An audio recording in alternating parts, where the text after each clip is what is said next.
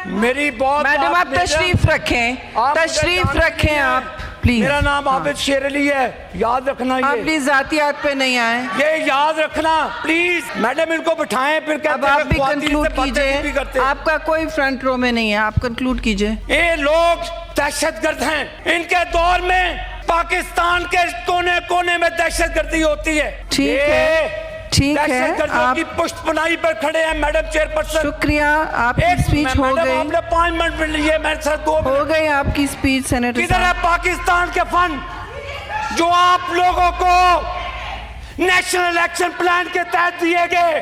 Conclude क्या कर आपने लें। केपी की आवाम को अमन दिया? नहीं दिया। हमारे आंखों में एपीएस के वो बच्चे।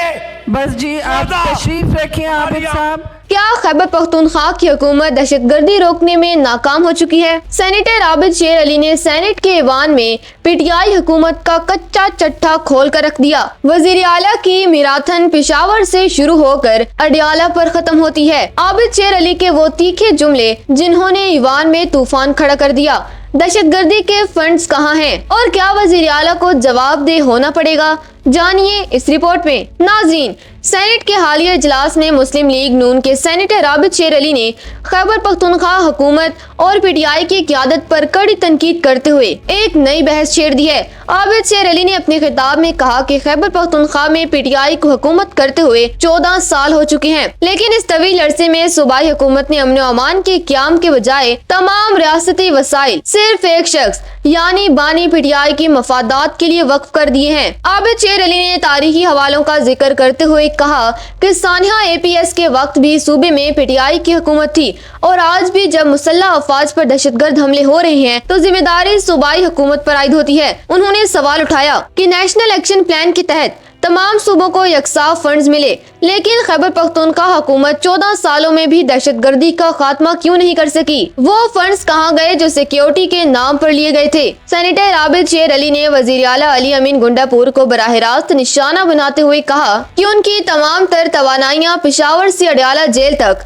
दौड़ने और पंजाब और सिंध में जाकर तमाशा लगाने में सर्फ हो रही हैं। उन्होंने संगीन इल्जाम लगाया कि दहशतगर्द अफगानिस्तान से आकर पाक फौज पर हमला करते हैं और वजीर आला उनके हक में बयानात देते हैं। तकरीर के दौरान पीटीआई अरकान की मुदाखलत पर आबिद शेर अली ने गरजदार आवाज में कहा कि मेरा नाम आबिद शेर अली है, याद रखना, और मुतालबा किया कि इस्लामाबाद में मनपसंद अफराद को औने पौने दामों जमीनों की अलाटमेंट और सूबे में बद तहजीबी के कल्चर पर वजीर आला को जवाबदेह होना चाहिए। नाज़रीन, आबिद शेर अली की ये तकरीर महज एक सियासी बयान नहीं बल्कि खैबर पख्तूनख्वा की सिक्योरिटी सूरत हाल पर एक संगीन चार्ज शीट है। पहली बात, 14-16 कारकर्दगी का सवाल बहुत अहम है। ये हकीकत है कि पीटीआई एक दहाई से जायद अरसे से खैबर पख्तूनख्वा में इक़्तिदार में है।